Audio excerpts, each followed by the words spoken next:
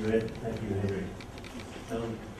One of the many great privileges and thrills of this job that I have writing about China for an Australian audience is meeting some really terrific Chinese journalists and a whole bunch of different newspaper groups, particularly, and Bao is amongst them.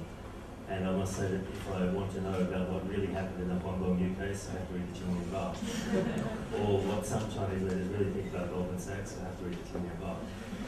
And also what the sort of discussion that's happening on political reform quite recently, we have to read the Bao as well. And so, in many ways, many of the journalists at the Bao and some of the other terrific magazine and newspaper stables in China, such as the Nanfang stable, Shuli's gang at ACYD magazine, that really does represent kind of the future in many ways, the sort of China that we're all kind of looking forward to, and I'm quite sure will arrive. The big question is the process by which we get there. One of the other great thrills and privileges of my job is getting to speak to a lot of terrific Chinese economists, and it's a little disappointing that Huang Yiping wasn't able to come today, but he and many others have kind of proved to me very early on that anybody who thinks there's no debate in China is absolutely dead wrong. And in the field of economics, you can almost say what you want. And I've learned a huge amount trying to sit at their feet many occasions. So this short talk is just going to depart from some ideas of Huang Yiping. And in the last year or so, he's been developing an idea. He's been looking at China's huge trade surplus with the world, which at the moment is generating huge international frictions, not just with the US, but also Japan, Europe, Brazil, Southeast Asian nations, Korea. And he's saying, well, yes, the currency is important, but why don't we try to sort of reverse engineer the trade surplus and look at some of the other policy choices in China that are helping to generate such a big surplus. So he looks at what he calls the factors of production. Why are labour rates, wages lower than they should be in China? Why is the price of land lower than it should be? Why is the price of energy lower than it should be? Why is the price of capital lower than it should be? And if you add all these things up, it comes up with a huge figure. But basically, there it is, half the answer to why China's trade surplus is too large. Basically, producers aren't paying enough for the things that their inputs, the things they are making and exporting to the world. Yiping and I have had some conversations, lots of economists have been saying for a number of years that these are problems. So the biggest question for me is, why haven't they been addressed? What is it about the political system or the policy-making system that means that all these problems that are occupying policymakers today are the very same problems that were giving them headaches 3, 4, 5 years ago? These structural imbalances they talked about are pretty much exactly what they were, except about 2 or 3 times bigger than they were 5 or 6 years ago. So what's going on? One of my jobs, my task is to try and kind of get some little small answers to these questions. And for each one of these factors of production, I've been to, and I'm sure many of you journalists have been to, sort of little examples which seem to illustrate the problem. Basically, change is very difficult in China. Along with all the, success breeds interests and interests who have an interest in protecting, preserving the status quo.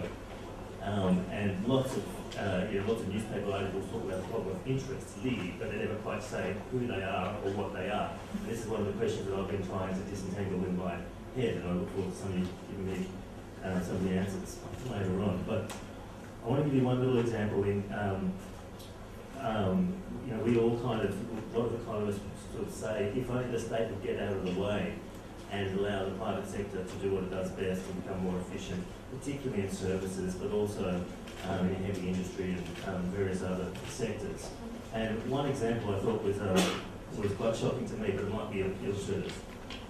Up in on the North Korean border in Tinian, there was a steel company called Tunghua, and back in July last year, and I must say I had some Chinese journalists to thank for pointing me in the direction of this story.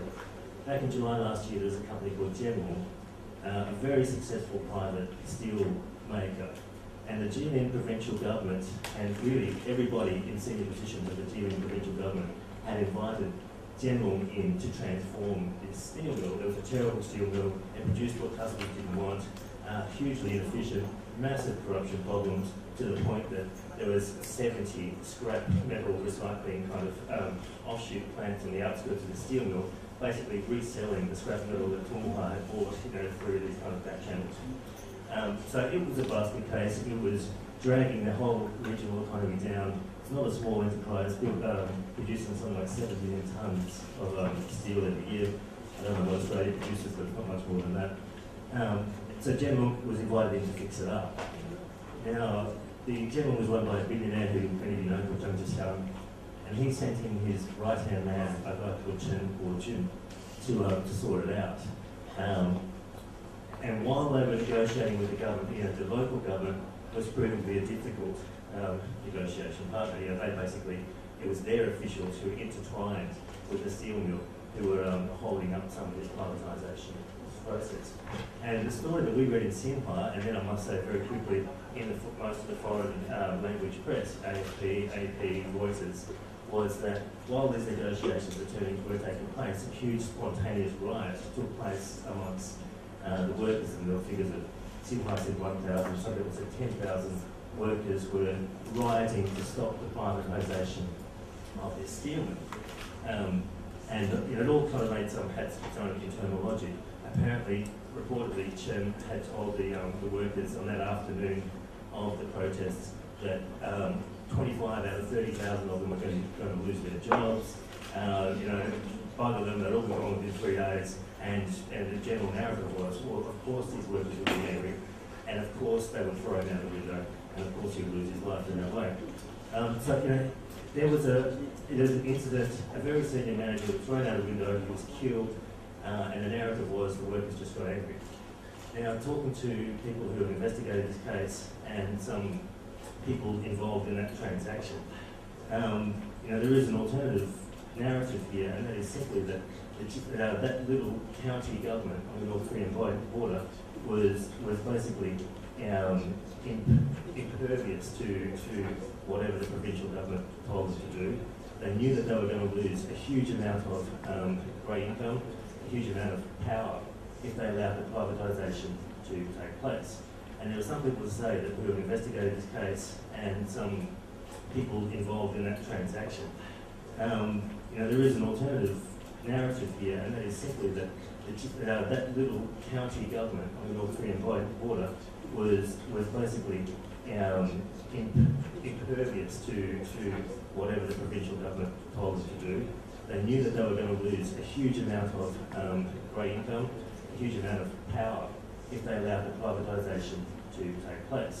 And there are some people who say that the people who are leading the riots that day in the factory, they'd never been seen in the Tonghua steel mill before. They were wearing all nice brand new uniforms, but of course the suggestion is that the same officials who were trying to obstruct the privatisation were at the same time organising what ended up being a murderous riot in the steel mill to block the privatisation.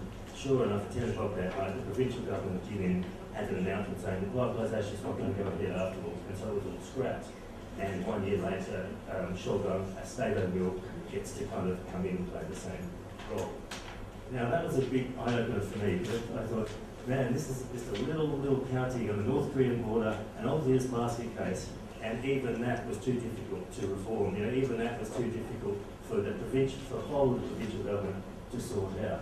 Now, if you multiply that along, if you imagine the battle taking place over land, everywhere you go in China, you all know people who've been on the wrong end of land disputes, because basically the officials who stand to benefit from the land transaction are the same guys that are supposed to be adjudicating your dispute and paying your compensation. Doesn't often end up very pretty. And the same for energy policy, when you have the heads of PetroChina having very strong representation, even the standing committee, it's very difficult to get any sort of energy reform going on in China. Same with capital, very powerful people in charge of very profitable banks. They've all got